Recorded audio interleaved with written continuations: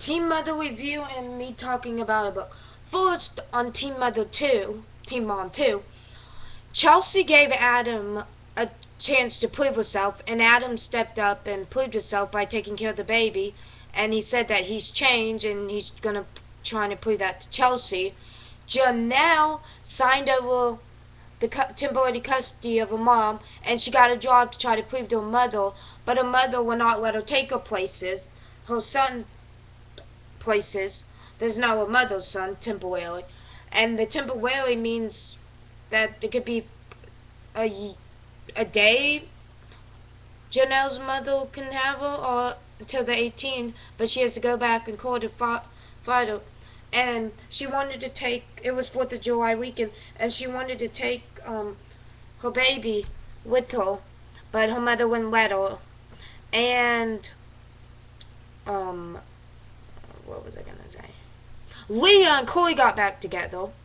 They talked about the past and how the past is in the past and how they moved forward, and they saw the fireworks. Janelle bought stuff for the baby and for her. And Leah cried about the issue about her baby not developing right and scared that she's not going to walk.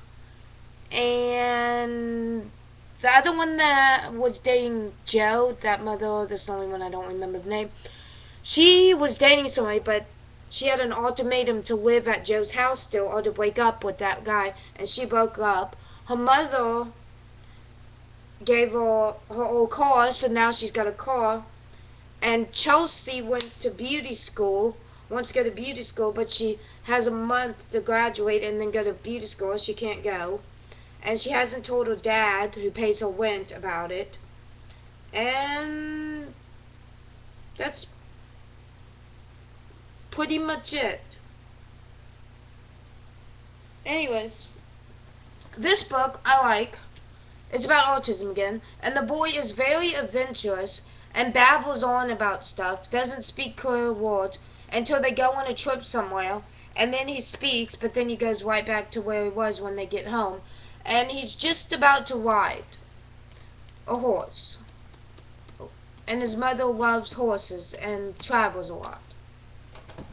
And calm. I forgot where I left off, so I'll just go back. Okay, if you're tired, it says obvious, get more sleep. How much do you need? The most common answer to this frequently asked question is 6 to 8 hours each night. However, it's more expected. I found that my body knows best.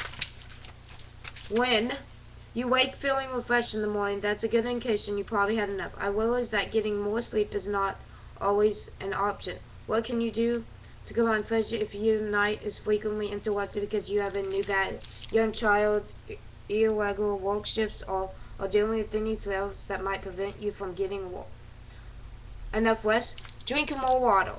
That's right, this common advice even works in the situation where you are slightly overloaded. When you are overloaded, monthly cycle, are you smack dab in the middle of your what goals go through? Are you a woman who knows firsthand that a hormone can distort affects emotion? When you find yourself making negative, step back and check on where you are in your monthly whatever goes go through. I don't like saying that word too much.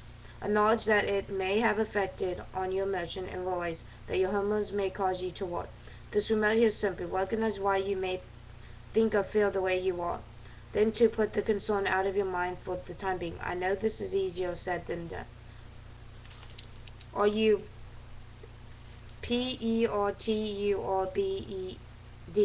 In this case, consider writing down how you feel in a journal. Keep your feelings bottled up can affect your physical and emotional well-being. A healthy way to vent the emotion is to record your frustration. This strategy has helped calm me on numerous occasions. And then, what else could it be? Focus on specs and explain will help you let go of your worry abuse worry case scenario.